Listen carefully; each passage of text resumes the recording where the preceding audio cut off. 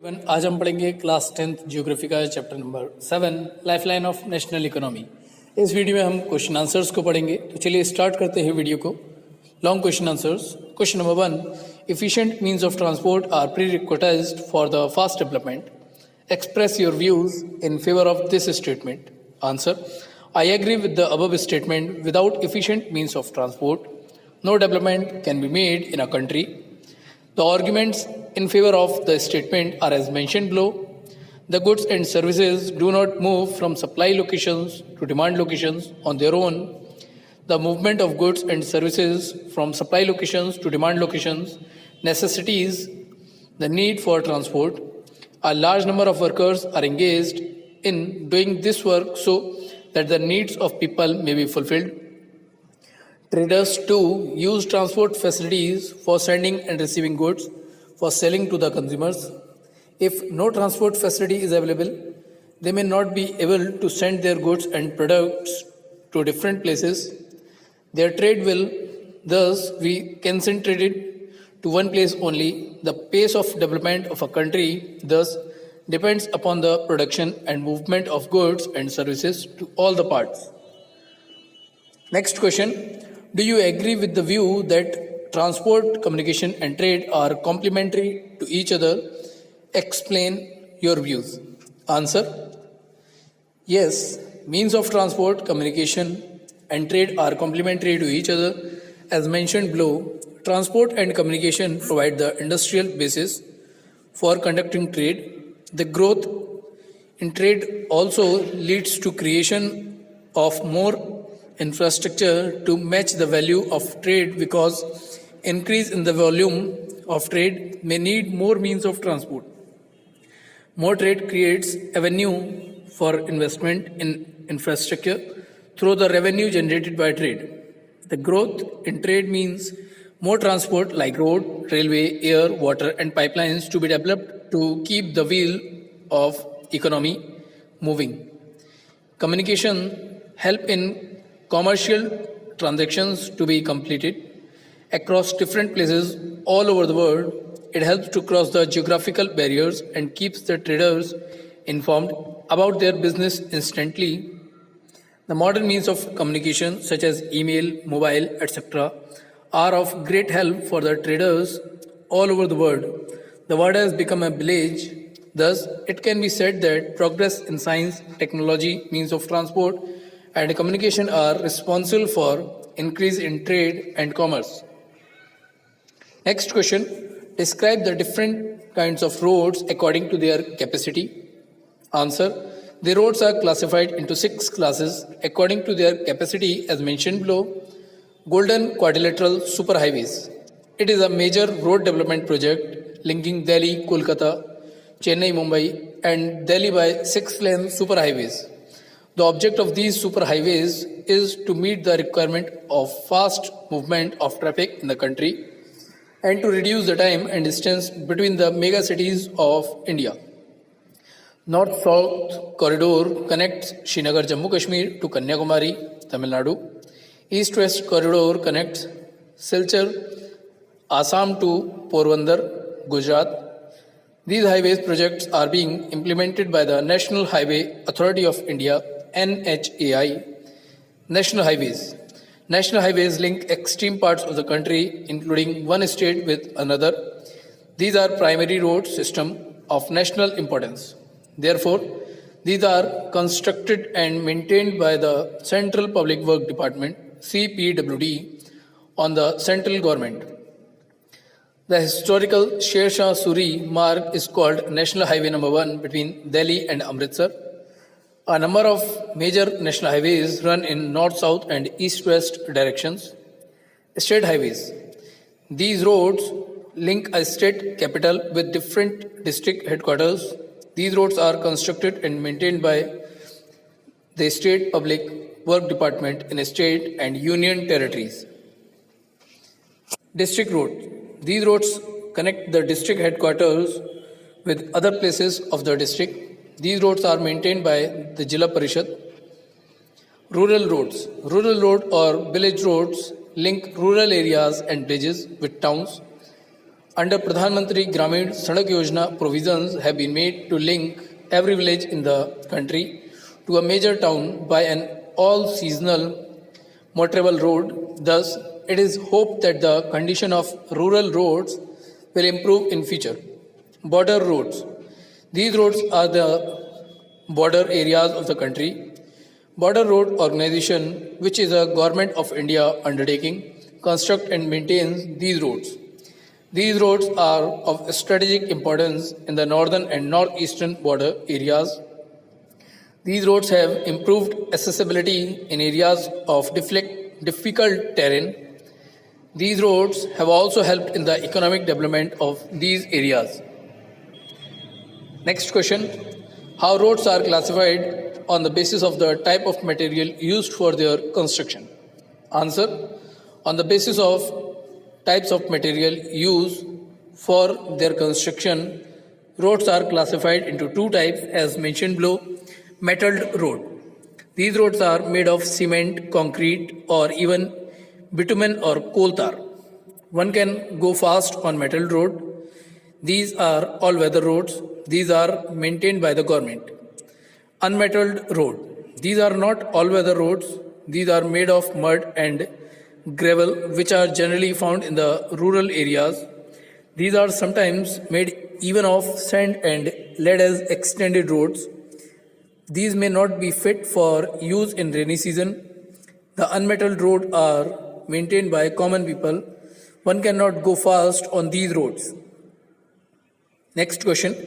Describe the problems that are being faced in road transportation in India. Answer. The problems that are being faced in road transportation in India are as given below. Inadequate network in view of the volume of traffic and passengers.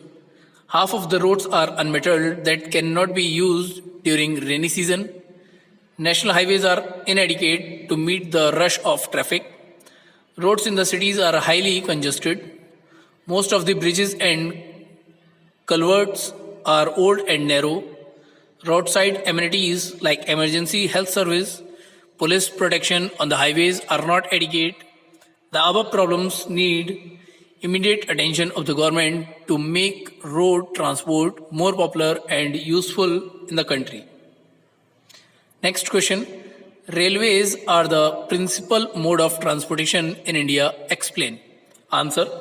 The railways are the main artery of inland transport in India. It is the lifeline of the country as mentioned below. Railways are the principal mode of transportation for freight and passengers. The Indian Railway have a network of 7,031 stations, 7,817 locomotives, 5,321 passengers service vehicle, 4,904 other coach vehicles, and 2,28,170 wagons as on 31st March 2004. The total length of railways is 63,221 km. Railways are useful in conducting business, sightseeing, privilege, along with transportation of goods over longer distances. It is the largest public network undertaking in the country. Thus, it is clear that the railways are playing an important role in our country. It had played an important role in the integration of the country as people can go far from one region to another easily. Next question. Analyze the physiographic and economic factors that have influenced the distribution pattern of railway network in our country. Answer. Physical and economic factors have influenced the distribution pattern of the Indian railway network in the following ways. Northern plain.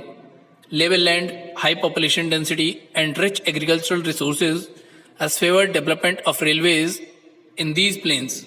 However, a large number of rivers requiring construction of bridges across their wide riverbeds posed some obstacles.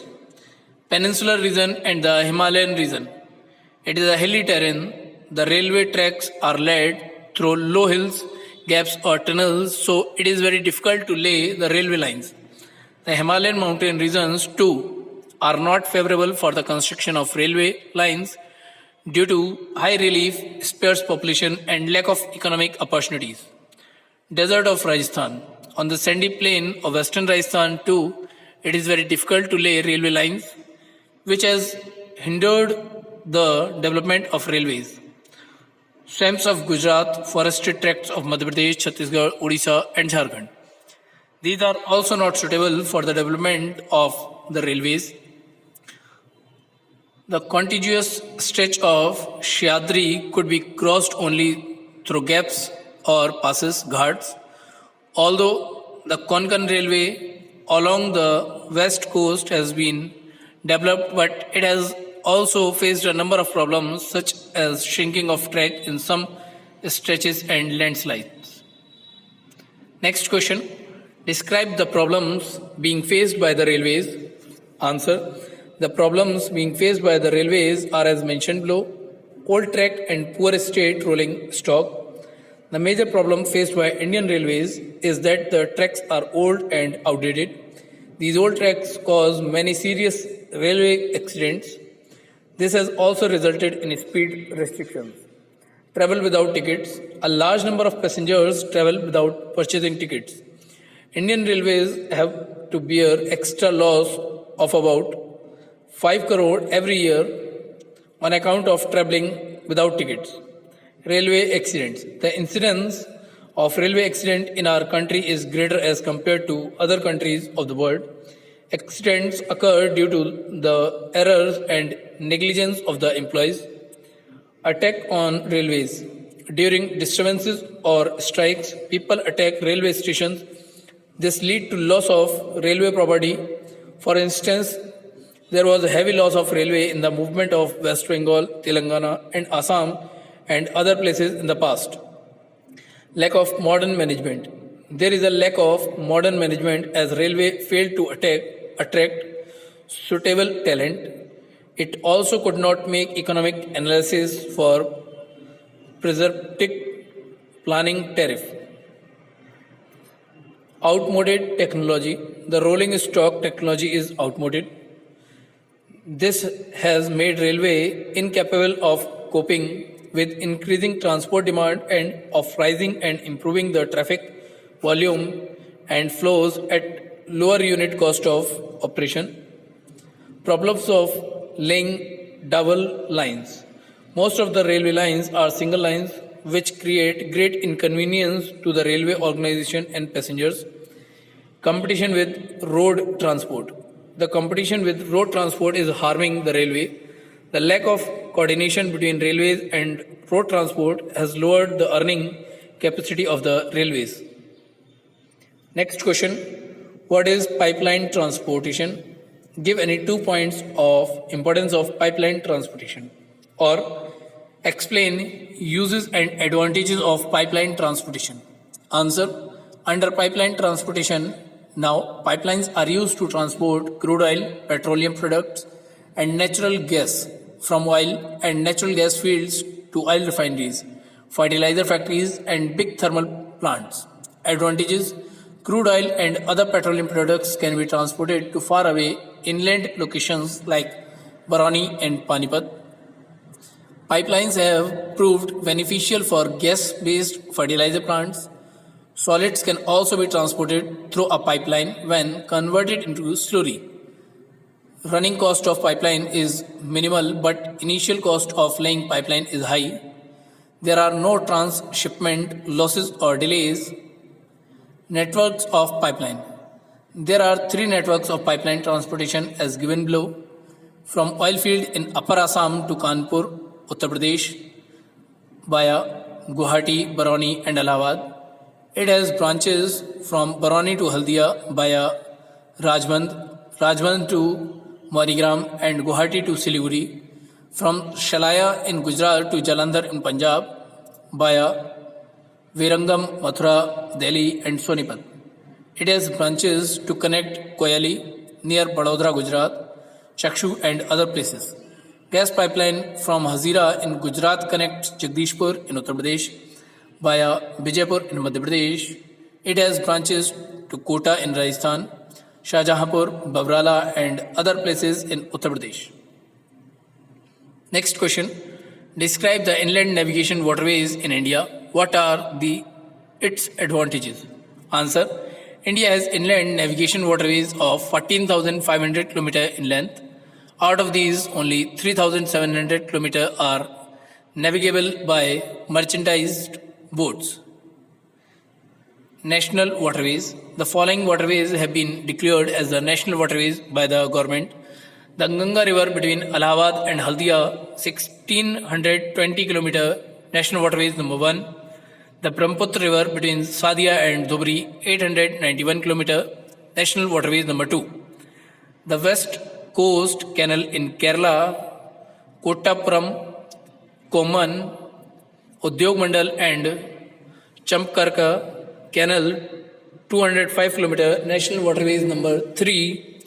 The other inland waterways include the Godavari, Krishna, Barak, Sundarbans, Vachingam Canal, Brahmani, East-West Canal and Damodar Valley Corporation Canal. The advantages of waterways are as given below. Waterways are the cheapest means of transport. They are most suitable for carrying heavy and bulky goods. It is a fuel-efficient transport. It is environment-friendly mode of transport.